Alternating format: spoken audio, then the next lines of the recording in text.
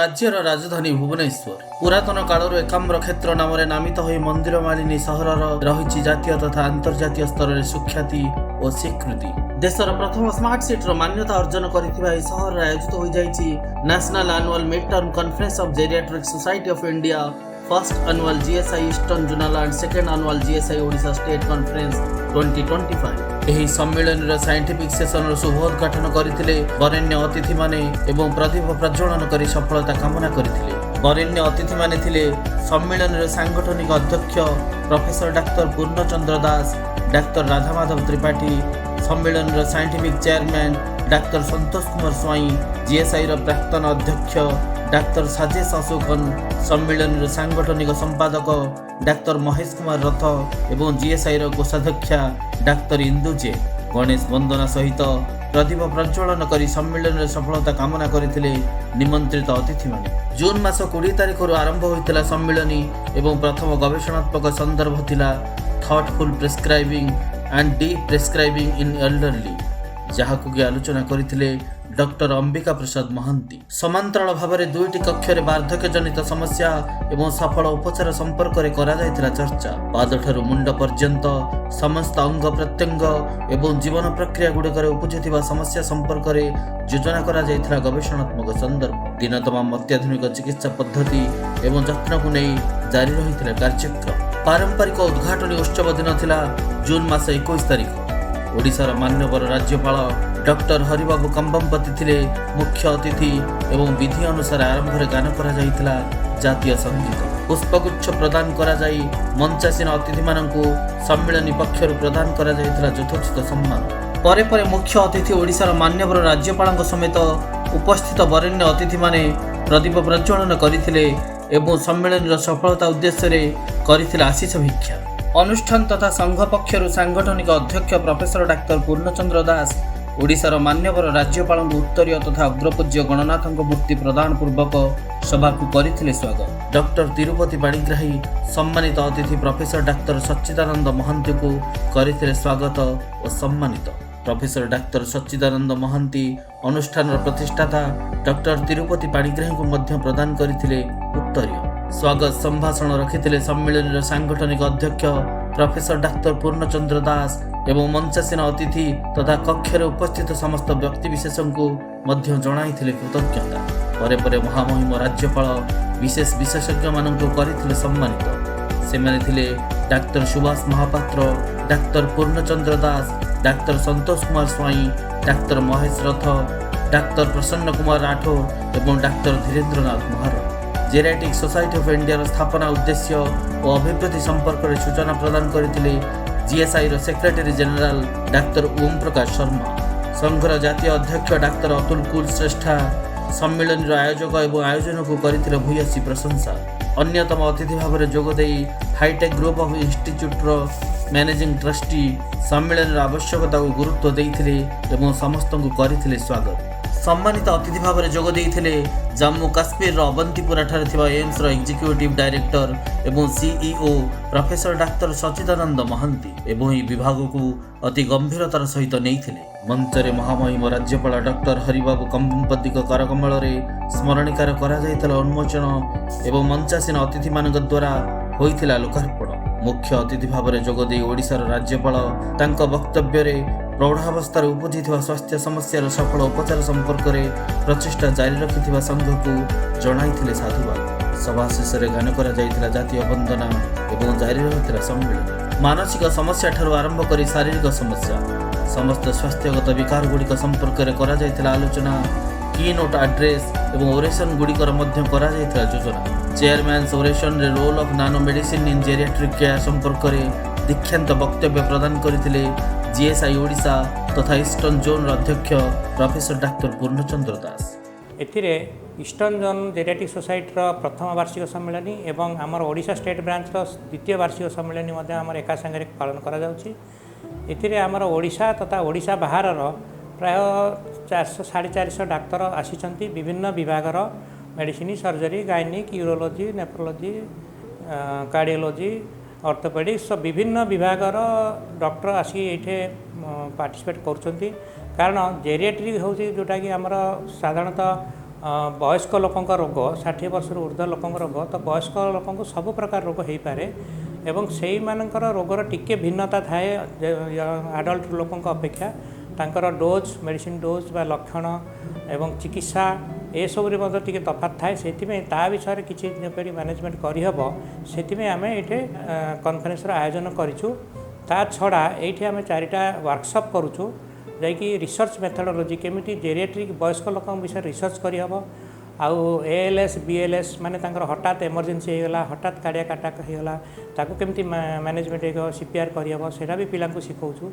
आ good clinical practice केमिटी बाहर जाइए भल फिजिशियन हो पार चिकित्सा करें वयस्क लोक जत्न नहीं पार से विषय में ट्रेनिंग दूँ आ गोटे मोस्ट इम्पोर्टाट है आम ये पारामेडिकल मानक बा फार्मासी नर्सेस फिजियोथेरापिस्ट एम गोटे ट्रेनिंग दूँ जे केयर जेरिएट्रिक केयर गिवर ताने जो लोक मैंने वयस्क लोक मैंने घरे एकुटिया रोचे जो मानकर पिला माने शिक्षित पिला बाहर रोचे इंडिया रे बा इंडिया बाहर तो से मानकर बयस हो गले हठात आज देह खराब है तार जत्न केमती नहीं हेब से केयर गिवर मान आम ये ट्रेनिंग दूँ से यू ऑथेंटिकल सर्टिफिकेट पाइबे जोड़ा नहीं कि घरे लोकंर प्राइमरी चिकित्सा देकी तापर से हॉस्पिटल को शिफ्ट करें किंतु आ गोटे बड़ कथा है वयस्क लोकंर होची मानसिक दुश्चिंता से मेंटल प्रॉब्लम बाहर लोनलीनेस एकुटिया जो होती से जो मनरे बहुत प्रकार चिंता आसे दुश्चिंता आसे से माने भांगी पड़ती बहुत कष्ट से संभाळा से बयस कारण से खोजे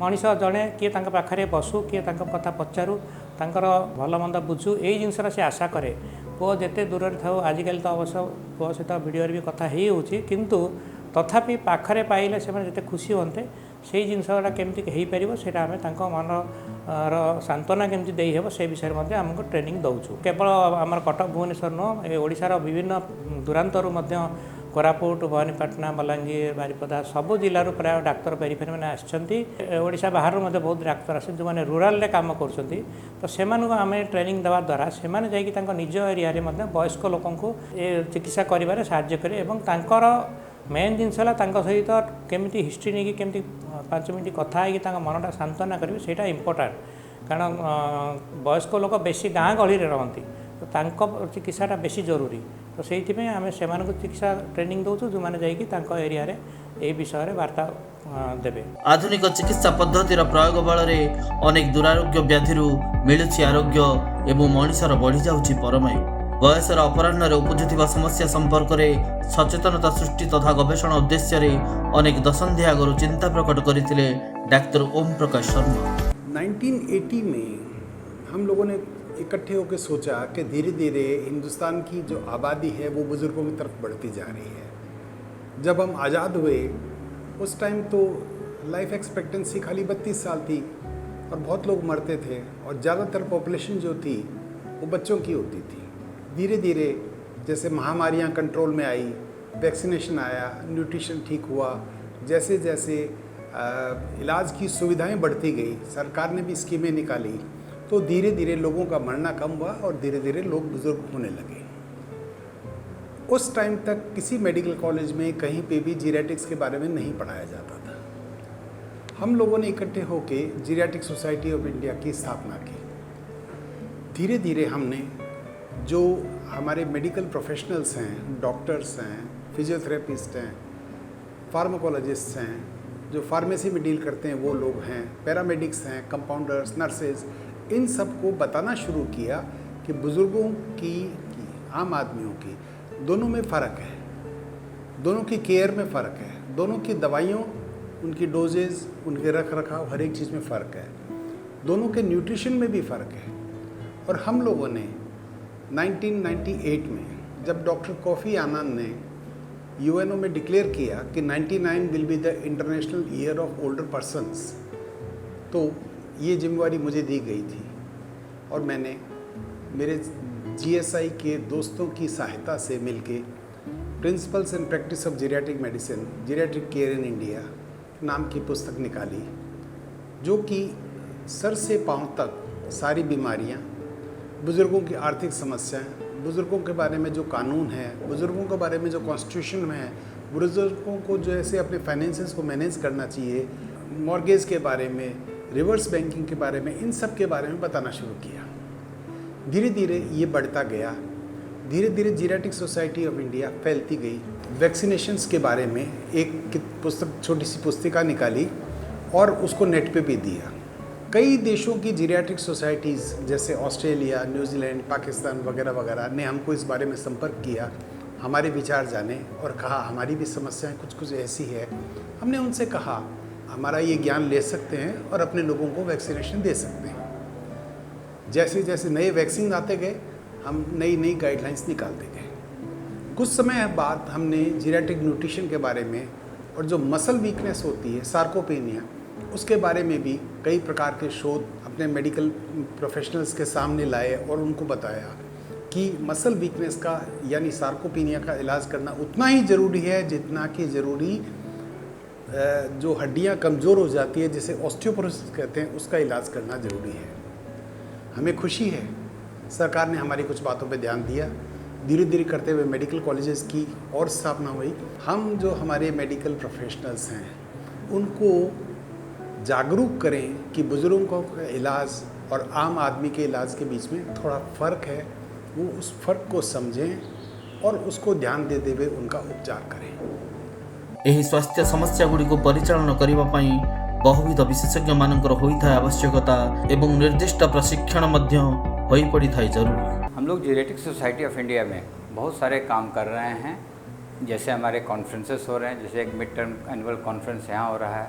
इसके अलावा हम लोग ट्रेनिंग के लिए बहुत सारा काम कर रहे हैं। ट्रेनिंग में जो है हम डॉक्टर्स की ट्रेनिंग जीरियाट्रिक के बारे में और स्टाफ की ट्रेनिंग भी करते हैं। डॉक्टर्स की ट्रेनिंग में हम लोग ऑनलाइन कोर्स 3 महीने का करते हैं, जिसमें सबको इनरोल करके और उनको डिफरेंट डिजीज़ के बारे में ऑनलाइन बताया जाता है।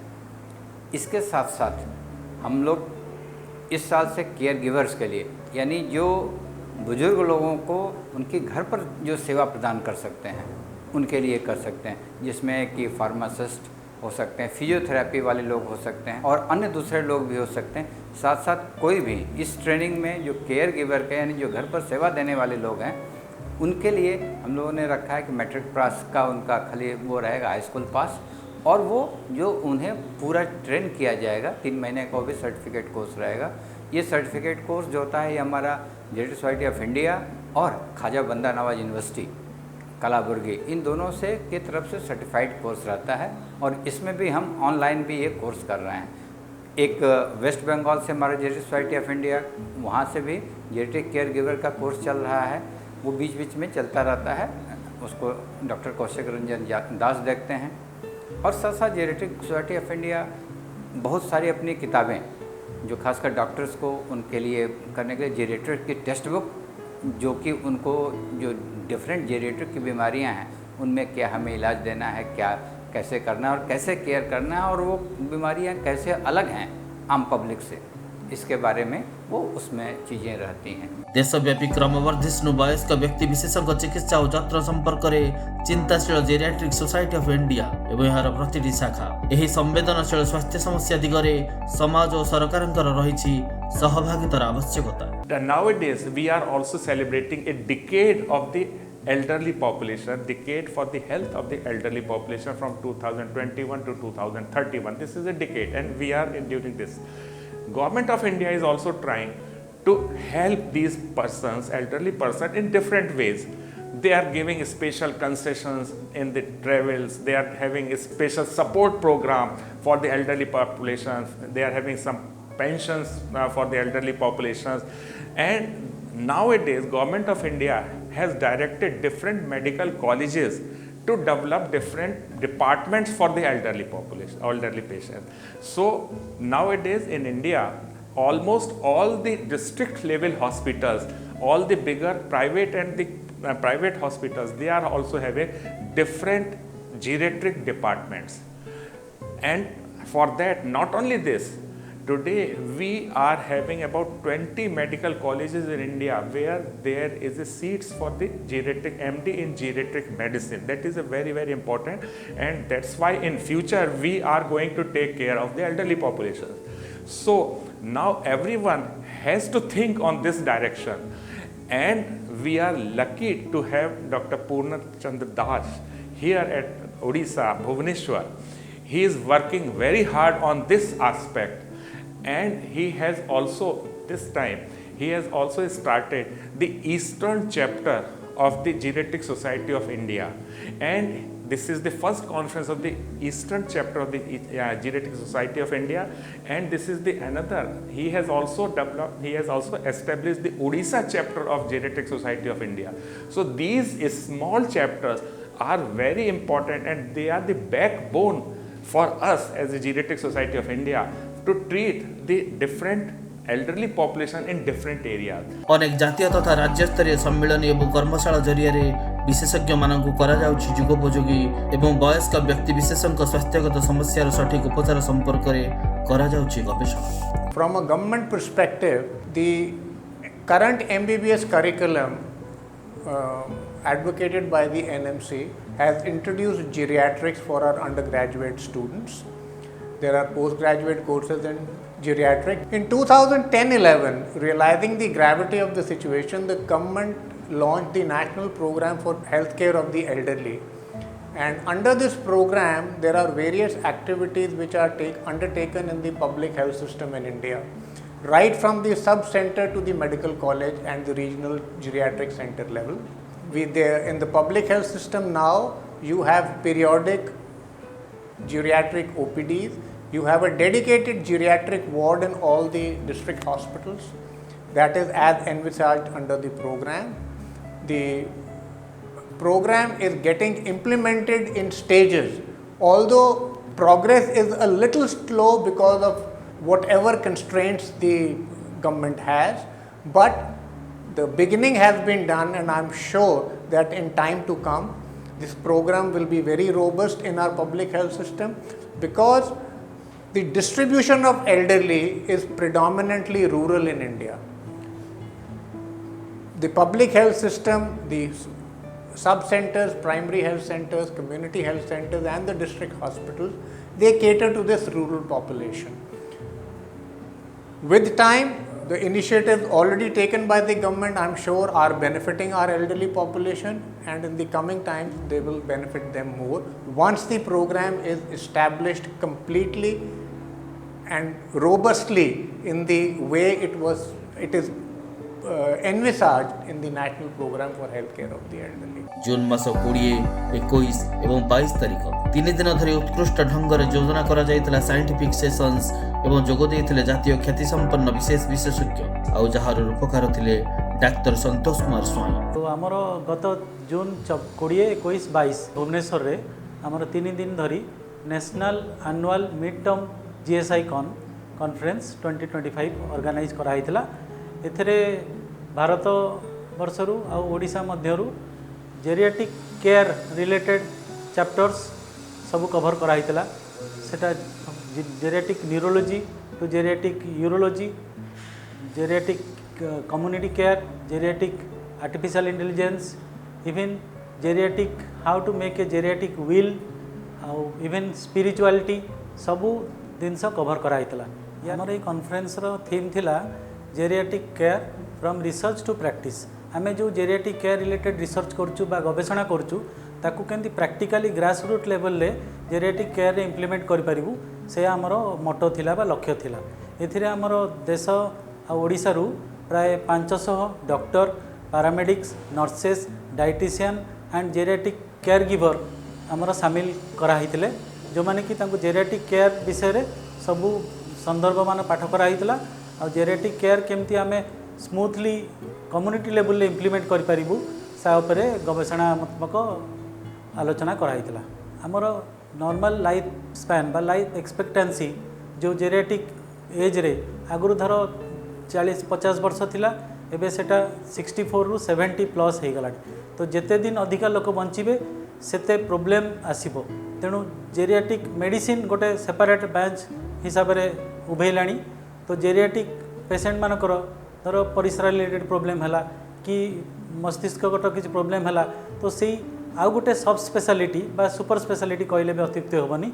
जेरियाटिक न्यूरोलॉजी, जेरियाटिक यूरोलॉजी, जोटर कि मोर फोकस हो पारिबो जेरियाटिक पेशेंट मानकर प्रॉब्लम उपरे, ताकि किछि जनरल फोकस न होई कि जेरियाटिक पेशेंट मानक उपरे मोर फोकस हो पारिबो. अतिथि वक्ता भाव में जोग देइथिबा प्रत्येक विशेषज्ञ एवं सम्मेलन में भाग नहीं समस्त विशेषज्ञ संघर आतिथेयता करते भूयसी प्रशंसा जहाँकि निरंतर उद्यम और निष्ठा जो हो पारिथिला सफल। जेरेटिक है सही एज ग्रुप जोटा 60 इयर्स प्लस एपरी गोटे इनोवेटिव कॉन्फ्रेंस आम प्लान कलु बिकज एबे लोकंकर आयु बढ़िलाठू 60 वर्ष उपर से माने बंचुंट age compare to maybe 50 years back.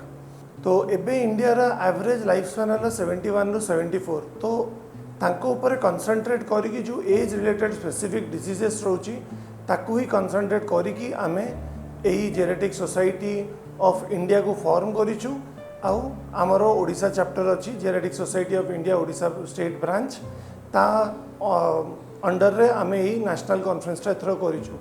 एटा प्रथम नेशनल कॉन्फ्रेंस जेनेटिक सोसाइटी जोटा कि ओडिशा रे करा जाउची। एही कॉन्फ्रेंस रे आमे मेडिकल स्पेशलिटी रो सबुजाक विभाग को टच करिचु यथा medicine diabetes endocrinology nephrology neurology cardiology cardiothoracic अन्य भी अलाइड साइंसेस आम डाएट उपर भी कहीचु फिजियोथेरापी कहीचु ए सबू को फॉर्म करिकी आमे गोटे 3 दिन कॉन्फ्रेंस करिचु जो मोर देन 80 टॉक्स रखीचु आउ लोक आम पाखरे 300 ରୁ 400 पार्टिसिपेंट्स आछंती मोर देन 100 आमर स्पीकर्स अछंती आउ मोर देन 200 आमर चेयरपर्सन्स अछंती। तो ए कॉन्फ्रेंसटा बहुत भलरे एक्सेप्टेड होईची आउ लोक माने बहुत एंथुसियास्टिक अछंती जानिया पई ए नुआ ब्रांच विषय जोटा कि मेनली ओनली एल्डरली ऊपर ही कंसंट्रेट करिची। या द्वारा आमे चाहूचु कि लोक माने भी सचेतन हुअंतु दैट एज स्पेसिफिक डिजीजेस कौन कौन अच्छी ता विषय जानतु और आमर जो डॉक्टर माने अच्छी जो मैंने आसिक अटेंड करुँच से माने भी एज स्पेसिफिक जो डिजीजेस रहा से गुड़ा कौन आमिति मैनेज करिया कथा टोटल मेडिकल साइंस को इन कनसाइज 3 दिन भितर जानीपर।